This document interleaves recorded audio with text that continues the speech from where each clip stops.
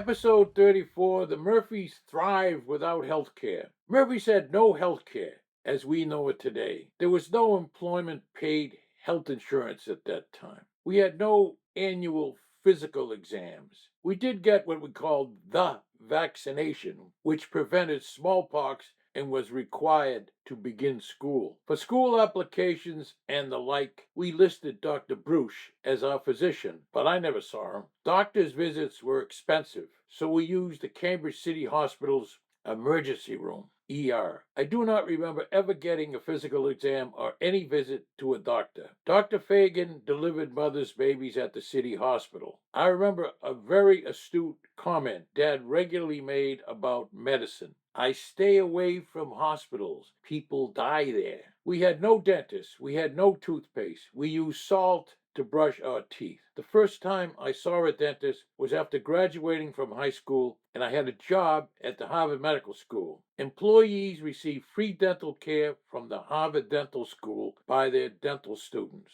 By that time, I had 5 or 6 cavities, and the young Brooklyn wannabe dentist massacred me. I developed a dentist phobia. Later, my cousin, Dr. Robert Murphy, a very gentle guy, overcame that phobia and took care of my teeth for 20 years or more. Before today's managed healthcare insurance, the Murphy kids went to the ER on Cambridge Street often. Claire once had the most unfathomable injury. Gail told me it happened as Claire was stealing lilacs from the Pellerines' yard to give to Mother. She fell off a fence and hit a nail on the way down. She had come into the house crying with her mouth open and blood pouring out. She had pierced the roof of her mouth. She must have been talking as she fell. I think that was a first for the ER and the Murphys. She still has trouble keeping her mouth shut. I must have stepped on nails 5 times as a child, requiring the obligatory tetanus shots at the ER. My siblings also got many nails into their feet. I think we might have the record for Cambridge families needing tetanus shots. Gail was the youngest child and was the object of much sisterly and brotherly affection. She was red-haired with peaches and cream complexion and very cute. She once broke her collarbone. Gail related that Nancy Pelrine, a neighborhood kid, caused the fracture as the two of them played Red Rover. Very soon after, I, her dopey big brother, affectionately swinging her around by the arms, caused a re-break of the same healing collarbone. We all got the usual childhood diseases: mumps, measles, German measles, chicken pox, whooping cough, baby croup, influenza, hives, bad sunburns, and strep throat. Some of these required trips to the hospital and the ER. Athletic events sometimes caused injuries. When Gary was at Harvard, he boxed for the college team.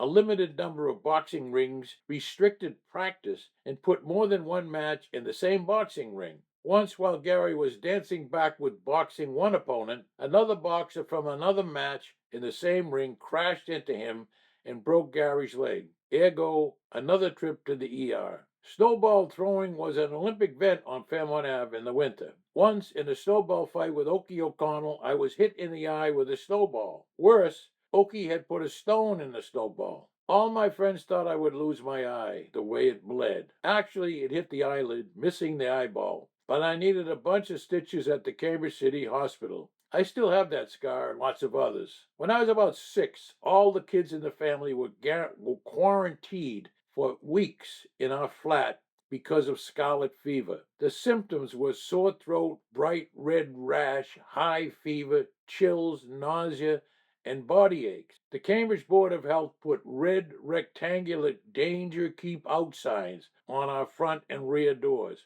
No one other than the family or medical people were allowed entrance. Since then, antibiotics have almost eliminated this disease. All over Boston, as this epidemic flared, families lost members. The boards of health and the police enforced this quarantine. Weeping and wailing from my sisters accompanied the enforced disposal of all of our clothing, blankets, toys, and books to prevent contagion. When I was 10, I had appendicitis and went to the Cambridge City Hospital for an emergency appendectomy. About a week later, Gary was crossing the Cottage Farm Bridge on a summer afternoon and caught me with some of my pals diving off the bridge's railroad trestle into the highly polluted Charles River. What made it worse is that I was still bandaged up and healing from the operation. Gary, uncharacteristically, was angry with me, dragged me home, and informed on me to Mother and Dad. I was bathed in clean water, rebandaged, and grounded for weeks.